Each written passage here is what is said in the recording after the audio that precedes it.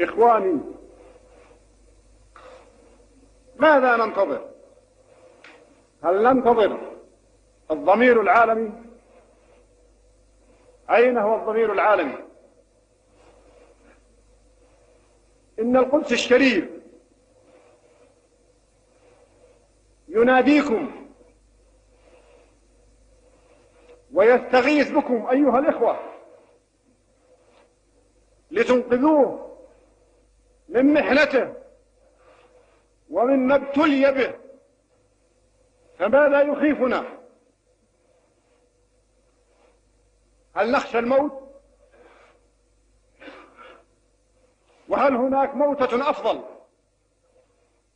وأكرم من أن يموت الإنسان مجاهدا في سبيل الله؟ أيها الإخوة المسلمون، نريدها قومة ونهضة إسلامية لا تدخلها قومية ولا عنصرية ولا حزبية، إنما دعوة إسلامية، دعوة إلى الجهاد في سبيل الله، في سبيل ديننا وعقيدتنا، دفاعا عن مقدساتنا وحرماتنا. وأرجو الله سبحانه وتعالى أنه إذا كتب لي الموت أن يكتب لي الموت شهيدا في سبيل الله. إخواني،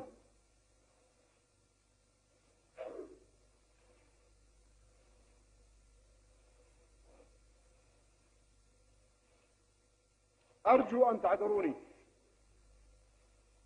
إذا ارتج علي، فإنني حينما أتذكر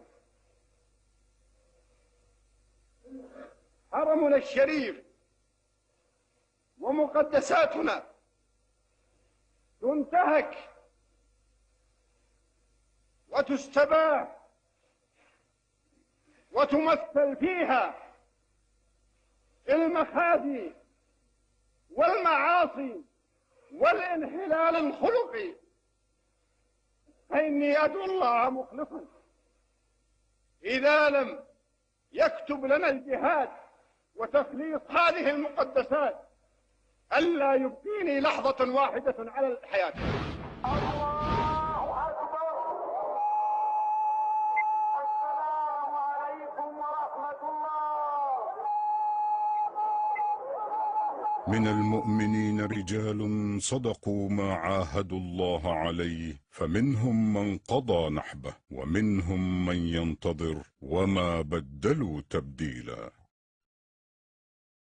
رحمك الله يا فيصل رحمة الأبرار.